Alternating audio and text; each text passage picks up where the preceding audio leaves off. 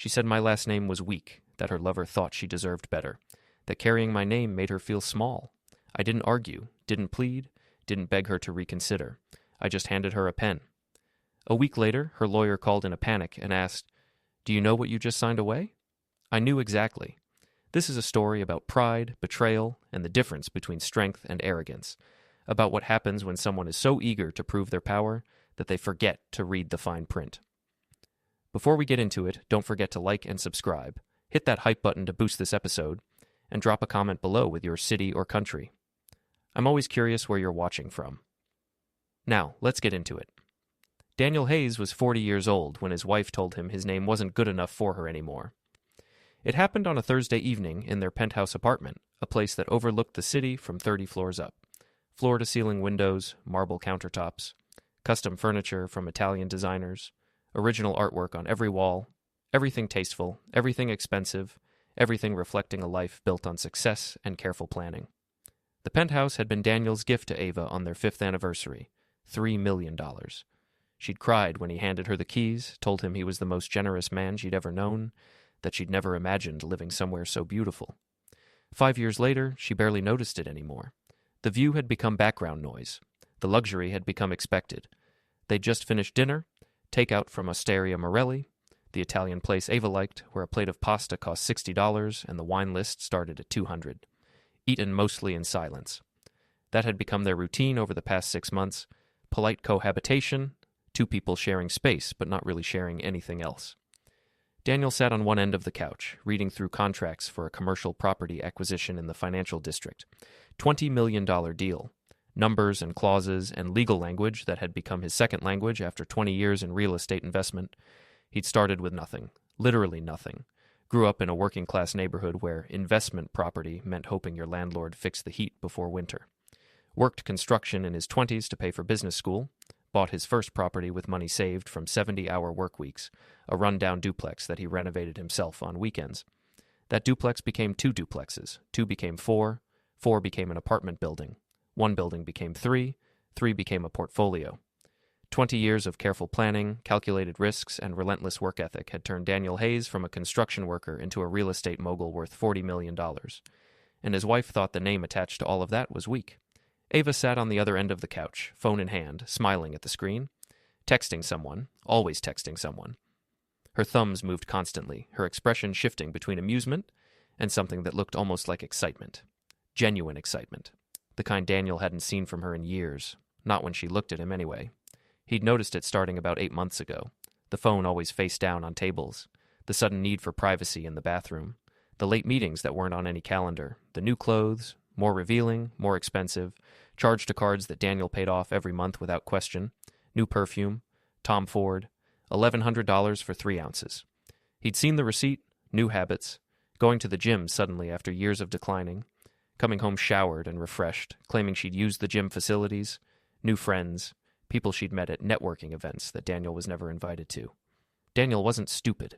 He'd built a fortune by reading people, by understanding motivation, by seeing patterns before they became obvious. He knew what was happening, but he'd chosen to wait, to watch, to let her reveal herself completely before he made any moves, because Daniel Hayes hadn't built a portfolio worth $40 million by acting on impulse. He'd built it by patience, planning, and striking only when victory was certain. Ava laughed at something on her screen, the sound sharp and genuine in the quiet apartment. Unguarded, real. The way she used to laugh with him when they first started dating, before she got comfortable, before his money became expected rather than impressive. "Something funny?" Daniel asked, not looking up from his contracts. "Nothing that would interest you," she said dismissively, not even looking up from her phone. He nodded, turned a page, made a note about zoning restrictions, said nothing. The silence stretched for another few minutes. Daniel could hear the city outside, muted through the expensive triple-pane windows, but still there. Car horns, distant sirens, the constant hum of millions of people living their lives. Then Ava set down her phone and looked at him with an expression that was almost contemplative, like she'd been thinking about something for a while and had finally decided to say it out loud, like she'd been planning this moment. "Daniel, I've been meaning to talk to you about something." He looked up, met her eyes, saw something cold there, calculated. "Okay. I don't want your last name anymore." The words hung in the air like smoke, like poison gas, like something that couldn't be taken back once released. Daniel set down his paper slowly, deliberately. What? Hayes. I don't want it anymore. I'm going back to my maiden name, Ava Monroe. It suits me better. It sounds more elegant, more sophisticated. After 10 years of marriage, you suddenly don't want my name. It's not sudden. I've been thinking about it for a while. She picked up her phone again, scrolling through messages like they were having a casual conversation about dinner plans. My lover thinks it sounds weak. Hayes. Like you're trying too hard to be old money when you're just not. My lover, she said it so casually, so naturally, like she was talking about her hairstylist or her yoga instructor, my lover thinks, not someone I know, not a friend mentioned. My lover. Present tense, ongoing, established. The casual cruelty of it was almost impressive. The way she said it without hesitation, without guilt, without even the basic decency to pretend she felt bad about it. Daniel felt something cold and clear settle into his chest. Not anger, not even hurt, really. Just a crystalline clarity, a sense of pieces falling into place, confirmation of suspicions that had been building for months. Your lover, he repeated quietly. Ava looked up, met his eyes, and smirked. Actually smirked, like she was proud of it, like she expected him to be impressed by her boldness. Don't be so sensitive, Daniel. You've gotten boring, predictable. All you do is work and read contracts and talk about property values and capitalization rates. When's the last time we did anything exciting? When's the last time we had fun? When's the last time you suggested we do anything? Because you just say you're too busy, or too tired, or you'd want to turn it into a networking opportunity and spend the whole time talking about business instead of actually living. She stood up, walked to the window, looked out at the city, at the view Daniel had bought for her, at the life he'd built for them. I'm 34 years old. I'm not ready to be boring yet. I'm not ready to be married to someone who's already retired emotionally. So, you found someone exciting. I found someone who makes me feel alive, who takes risks, who lives in the moment instead of planning every second of every day 5 years in advance. Someone who sees me as a woman, not just a wife who comes with the penthouse. Daniel watched her silhouette against the window, backlit by the city lights, still beautiful, even now, even while she was destroying their marriage with casual cruelty.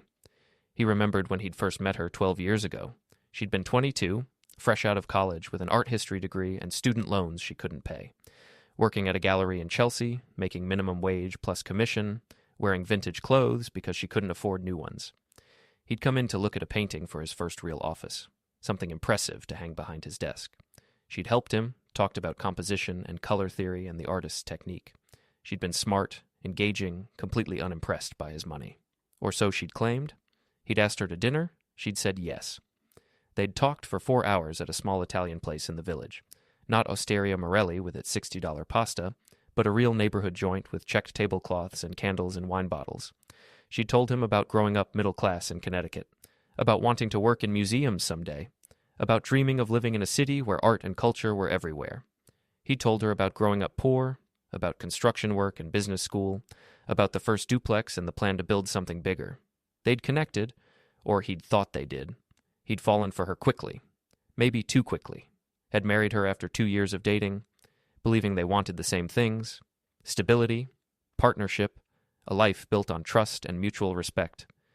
Looking at her now, at this woman who'd just casually announced she had a lover, who'd mocked his name to his face, who seemed completely untroubled by any of it, he wondered if she'd ever wanted those things, or if she'd just wanted the penthouse and the credit cards and the life where she never had to worry about money again.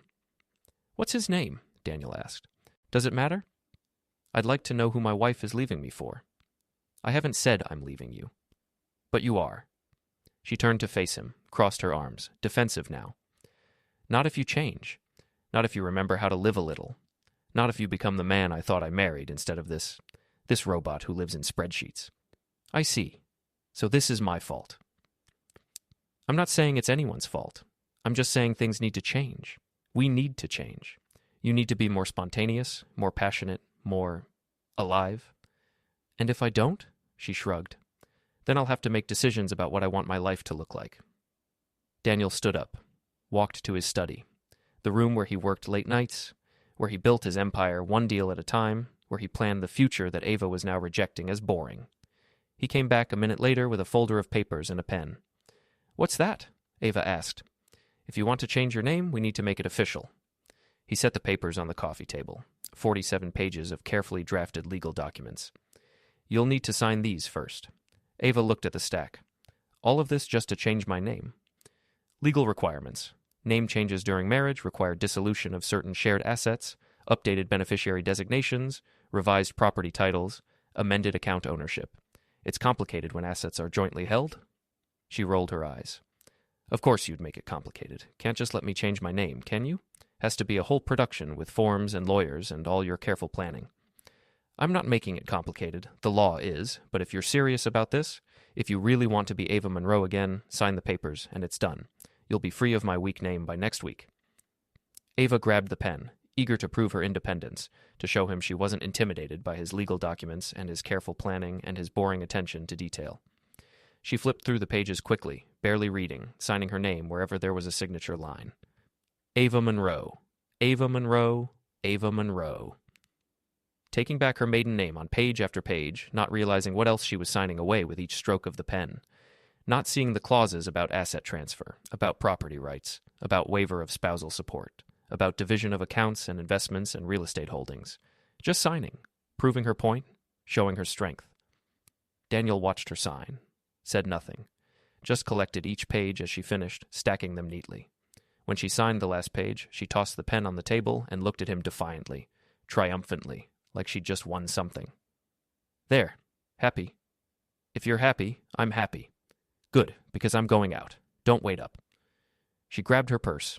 Her mess, $18,000, a birthday gift from Daniel, grabbed her phone, grabbed her keys to the Mercedes he paid for, and left. Daniel sat alone in the penthouse apartment he owned, looking at the signed documents in front of him, and allowed himself a small, cold smile. She thought she'd just signed away his name.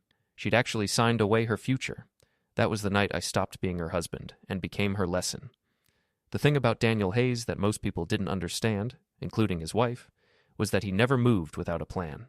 He didn't build a real estate empire by acting on emotion or making impulsive decisions. He built it by watching, waiting, and striking only when victory was certain. 6 months ago, when Daniel first confirmed Ava was having an affair, he didn't confront her, didn't make a scene, didn't do anything that would tip his hand. Instead, he went to his lawyer. Catherine Morris had been his attorney for 15 years, handled all his business contracts, property acquisitions, corporate structures. She was brilliant, ruthless when necessary, and the daughter of a federal judge who taught her that the law was a weapon for those who knew how to wield it. Daniel had learned a lot from Catherine over the years. "I need to protect my assets," he'd told her that first meeting. "My wife is having an affair. I'm going to file for divorce, but I need to make sure everything is airtight before she knows it's happening." Catherine had nodded, unsurprised. She'd seen this scenario play out dozens of times with wealthy clients. "How do you want to structure it?" "I want a comprehensive settlement agreement. Everything. Property transfers, account closures, beneficiary changes. I want it ready to execute the moment she signs. She's not going to sign a divorce settlement without reading it." "She will, if I present it differently." Catherine had raised an eyebrow. "Explain."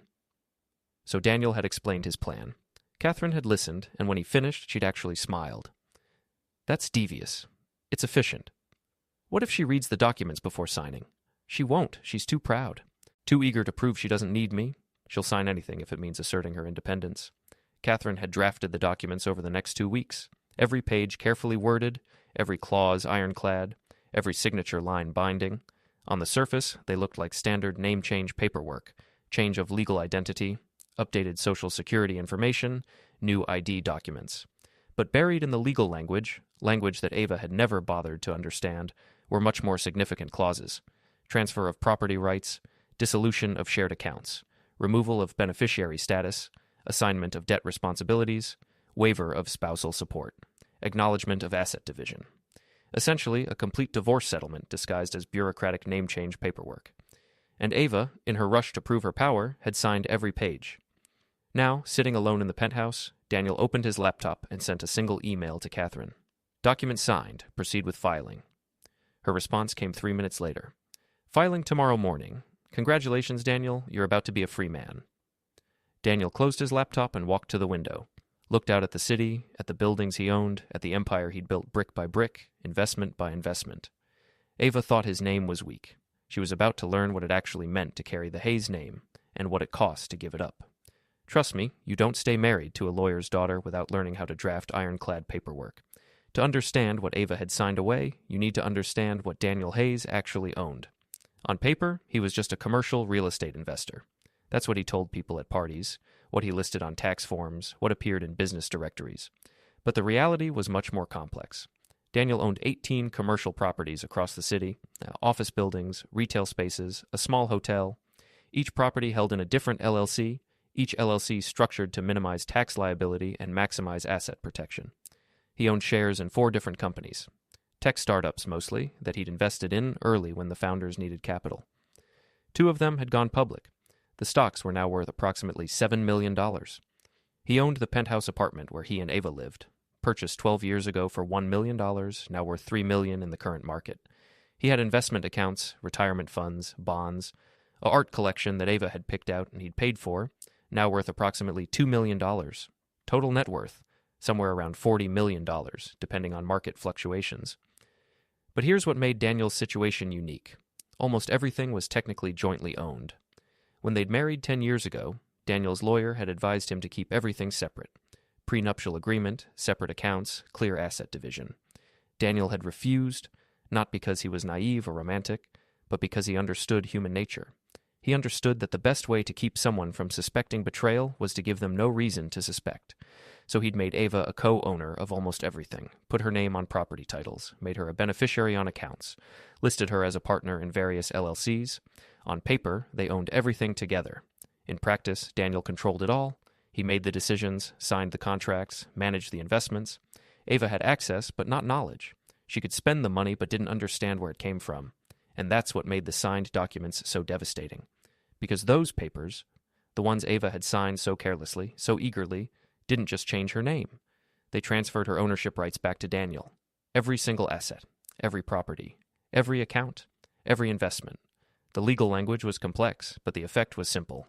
Ava Monroe was removing herself from all shared property and assets in conjunction with reclaiming her premarital identity. She thought she was signing away a name. She was actually signing away $40 million. Well, technically $20 million. Half of the marital assets would have been hers in a normal divorce. But there was nothing normal about what she'd just signed. Catherine had structured the documents to include a waiver of spousal support, an acknowledgement that Ava was voluntarily relinquishing her claim to marital assets in exchange for the freedom and independence of reclaiming her maiden name. Any judge would see through it, of course, would recognize it as a divorce settlement disguised as name change paperwork. But that didn't matter, because Ava had signed it, voluntarily, without coercion, without being under duress. She'd signed it because she wanted to prove she didn't need Daniel, wanted to demonstrate her independence, wanted to show her lover that she was strong enough to walk away from a weak name and a boring husband. Pride had signed the papers that humility never would have touched, and now Daniel just had to wait for her to realize what she'd done. The realization came exactly 1 week later. Daniel was in his office, a corner suite in one of the buildings he owned with windows overlooking the financial district, when his assistant buzzed him.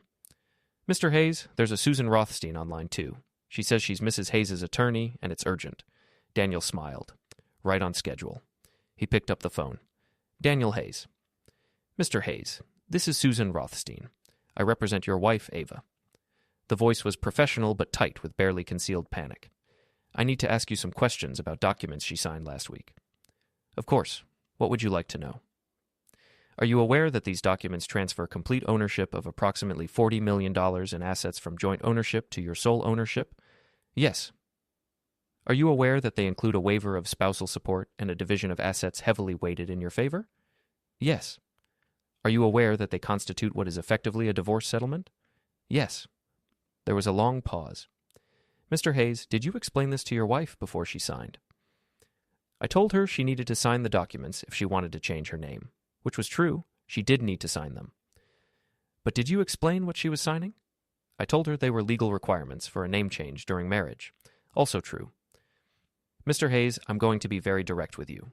This is unconscionable. My client signed these documents under false pretenses. She had no idea what she was agreeing to." "Your client had every opportunity to read the documents before signing. There's no legal requirement for me to explain them to her in detail. The language is clear, the terms are spelled out, and her signature is voluntary." "She thought she was signing name change paperwork. The documents clearly state in multiple sections that she's transferring property rights and waiving financial claims. If she chose not to read them carefully, that's not my responsibility. This won't hold up in court. It will. Your client signed voluntarily. There was no coercion, no fraud, no misrepresentation. The documents say exactly what they do. If she didn't read them, that's her failure, not mine. She was under emotional duress. She was in her own home, under no time pressure, with full ability to consult an attorney before signing. She chose not to. That's not duress. Susan Rothstein was quiet for a moment.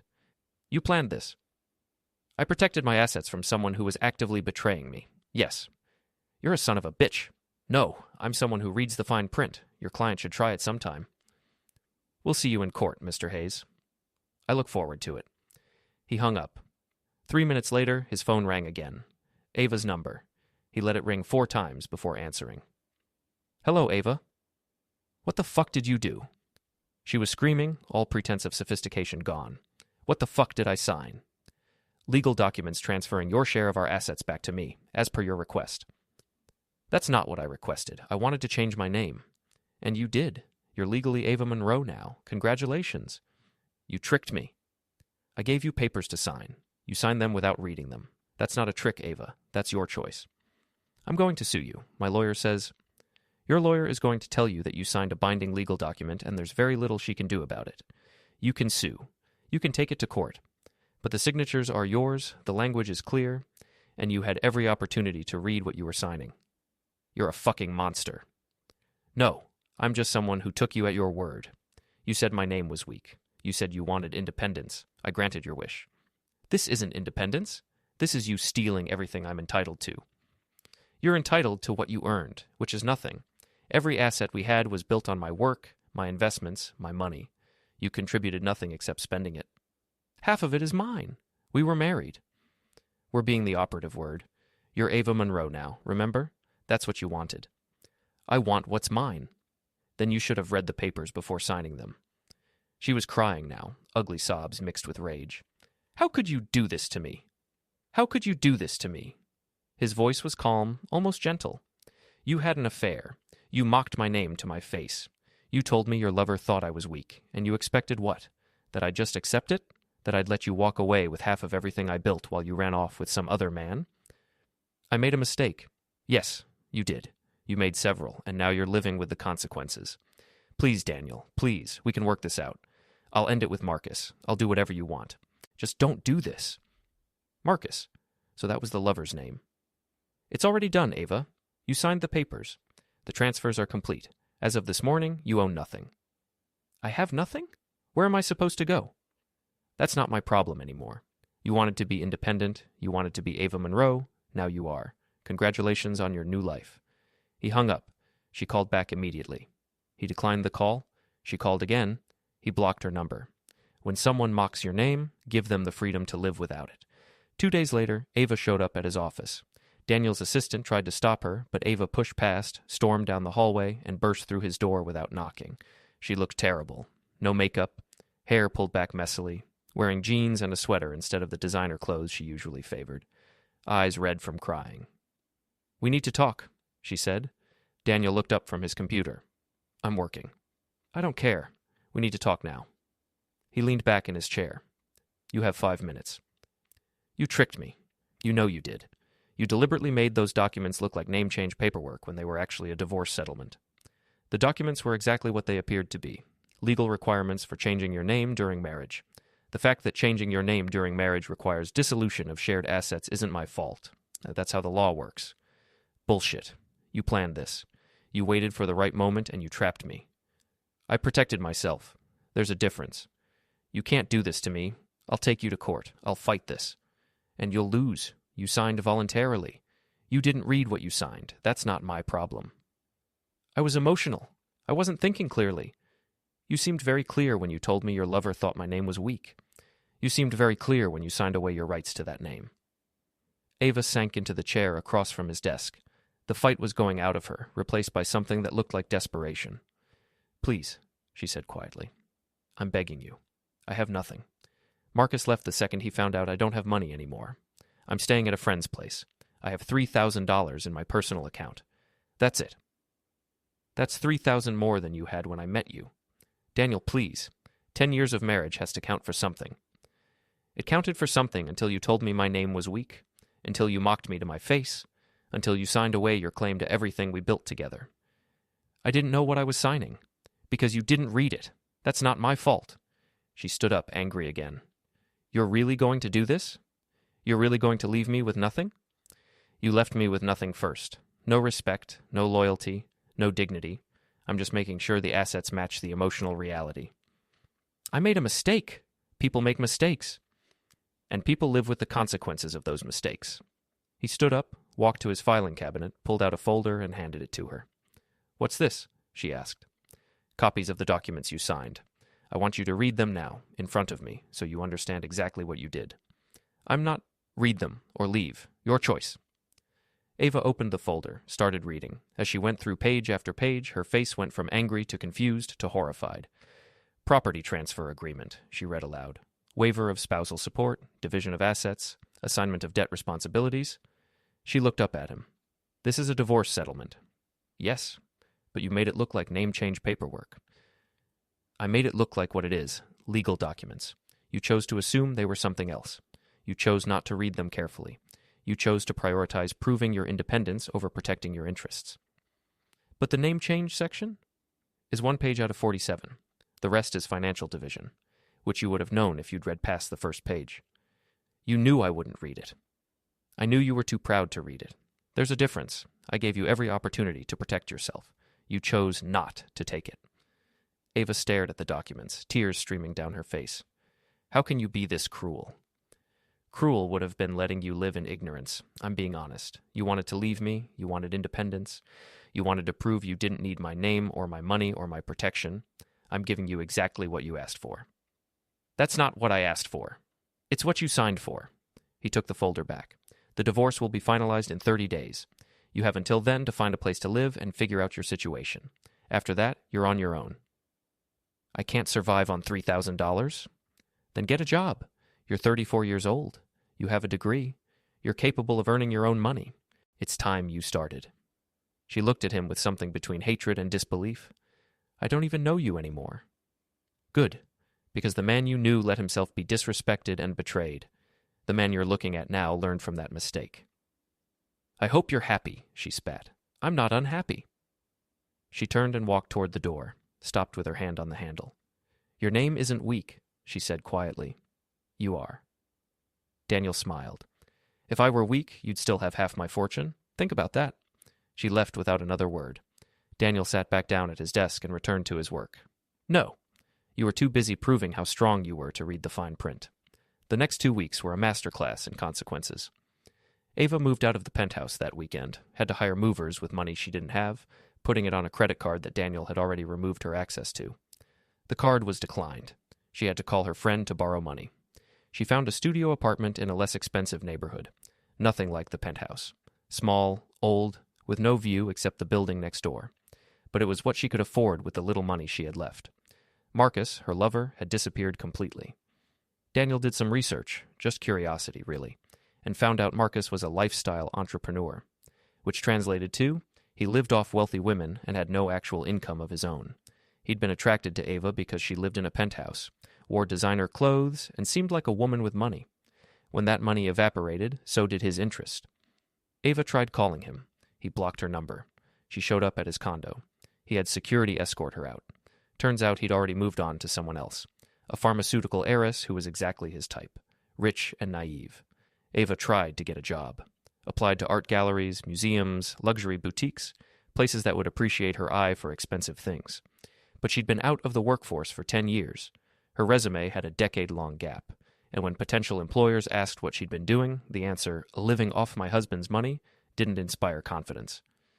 She finally got a job at a department store, retail, sales associate, $9 an hour plus commission. It was humiliating for someone who'd spent the last 10 years buying whatever she wanted without checking price tags. Now she was selling things to people who had what she used to have. She called Daniel once more, 3 weeks after signing the documents. He almost didn't answer, but something made him pick up. What do you want, Ava?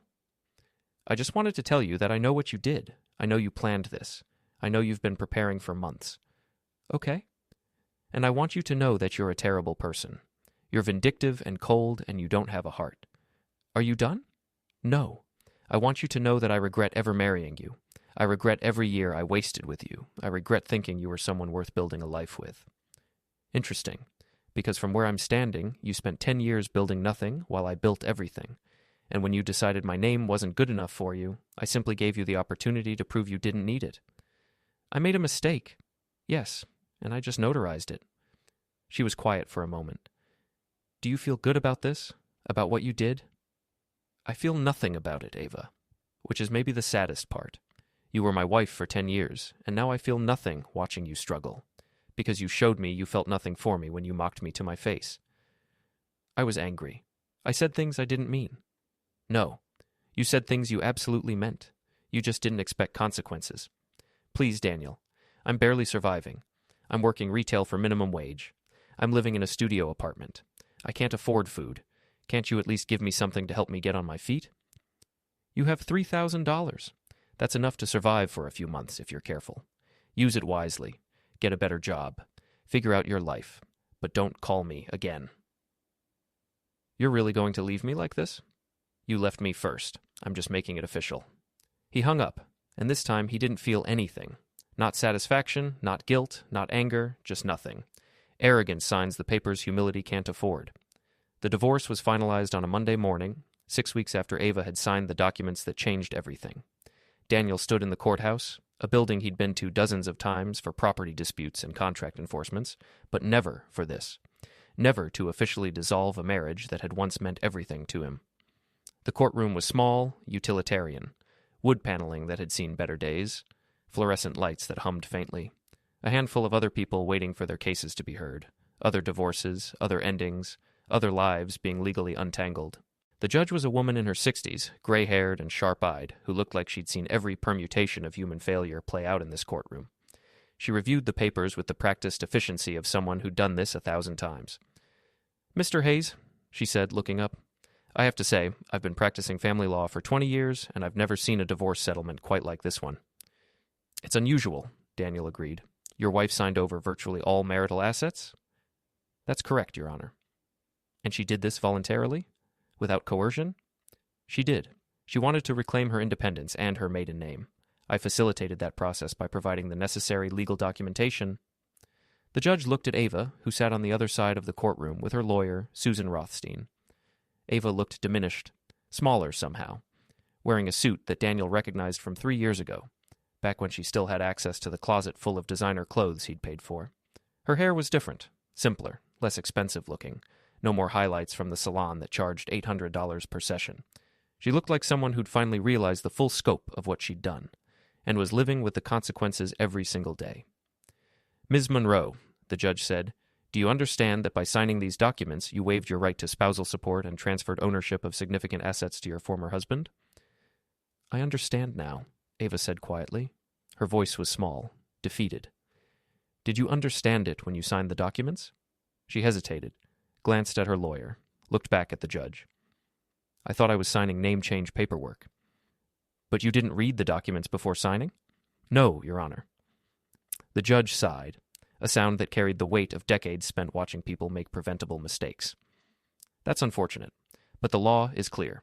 If you signed voluntarily, without coercion, and had the opportunity to review the documents or consult with an attorney before signing, the agreement stands. Your Honor, Susan Rothstein stood up, making one last attempt. My client was under emotional duress. She didn't fully understand the ramifications of what she was signing. Mr. Hayes deliberately obscured the true nature of these documents by presenting them as simple name-change paperwork. The judge raised her hand. Counselor, I've reviewed these documents thoroughly. While they are complex, they are not deliberately misleading. Every clause is clearly written. Every transfer of assets is explicitly stated. Every waiver is unambiguous.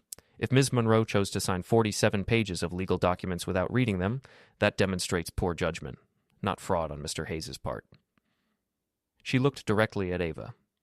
Ms. Monroe, I sympathize with your situation, but the law cannot protect people from the consequences of their own choices. You had every opportunity to read these documents. You had every opportunity to consult with an attorney before signing. You chose not to do either of those things. That choice is yours to live with. She turned back to the papers, signed the final page with a flourish, and stamped it with the court seal. The marriage between Daniel Hayes and Ava Monroe is hereby dissolved. All asset divisions, as outlined in the signed agreement, are now official, binding, and final. This court is adjourned. The gavel came down with a sharp crack that echoed in the small courtroom. Just like that, it was over. 10 years of marriage. Thousands of days. Hundreds of thousands of moments. Reduced to a stack of papers and a judge's signature. Daniel stood up, collected his copies of the final decree, and walked toward the exit. He could feel Ava watching him, but he didn't look back. There was nothing left to say. Nothing left between them except legal documentation and consequences. Outside, the morning was bright and cool, early spring, that time of year when everything feels like possibility, like the world is waking up from a long sleep and remembering how to live again. Daniel stood on the courthouse steps, breathing in the fresh air, feeling something he hadn't felt in months. Not happiness, exactly. Not satisfaction in any cruel sense. Just freedom. The weight of a dying marriage lifted. The burden of betrayal acknowledged and processed and finally put down. His phone buzzed. Catherine, his lawyer, texting. "Congratulations. You're officially free. Well played, Mr. Hayes." He texted back. "Thank you for everything, Catherine. I couldn't have done this without you." "My pleasure. That was the most interesting divorce case I've ever worked on. Your wife learned an expensive lesson about reading contracts. Everyone learns that lesson eventually. Some people just pay more tuition than others." He put his phone away and started walking. No particular destination. Just walking, feeling the sun on his face, watching the city come alive around him. Business people rushing to meetings, vendors setting up carts, delivery trucks double parked. The endless, chaotic energy of a city that never stops moving. Daniel had built his fortune in this city, had learned its rhythms, understood its patterns, found opportunities in its constant motion, and now he was free to build the next chapter without the anchor of someone who didn't value what he'd created. 3 months later, Daniel ran into Ava at a coffee shop in the financial district. She was behind the counter in a polyester uniform with a name tag. She looked up, saw him, froze. For a moment, they just stared at each other. Two people who'd once promised forever, now strangers. She looked tired, worn, like someone who'd aged years in months. He looked successful, confident, free. "Daniel," she said quietly. "Ava. You look good. Thank you. I work here now. It's not much, but it pays the bills. Mostly." "That's good. Honest work." She laughed bitterly. "I bet you're enjoying this. Seeing me like this." "I'm not enjoying it. I'm just not responsible for it." "You did this to me." "No, you did this to yourself. I just didn't stop you." "I was stupid. I signed those papers without reading them because I was trying to prove something. And now you know whether you needed to." "If I could go back." "But you can't. You made choices. Now you live with them." He started to walk away, then stopped, turned back.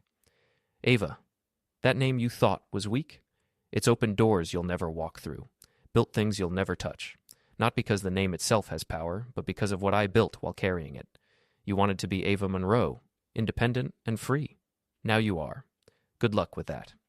He walked away. Didn't look back. Behind him, Ava stood in her polyester uniform, watching the man she'd underestimated disappear into the crowd, understanding, finally, what she'd really signed away. When someone tells you your name is weak, let them try surviving without it. That's not revenge, that's just gravity. Pride lifts you up for a moment, makes you feel invincible, makes you think you can defy the basic laws of consequences.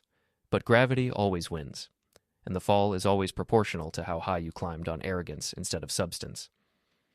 Ava Monroe had climbed high, on Daniel's money, Daniel's success, Daniel's patient work, and when she'd tried to prove she didn't need any of it, gravity had reminded her how the world actually works. She'd wanted to drop his name to feel powerful. Now it was the one thing she'd never live down, because everywhere she went, people would remember, would ask, would whisper about the woman who had everything and signed it all away because she thought she deserved better. The woman who mocked a weak name and discovered too late that it was the only strong thing holding her up. That's the lesson Daniel taught her. Not through cruelty, not through malice, not through revenge, just through consequences. Natural, inevitable, perfectly proportional consequences. She'd wanted independence. He'd given it to her. All he'd done was hand her a pen. She'd signed her own fate.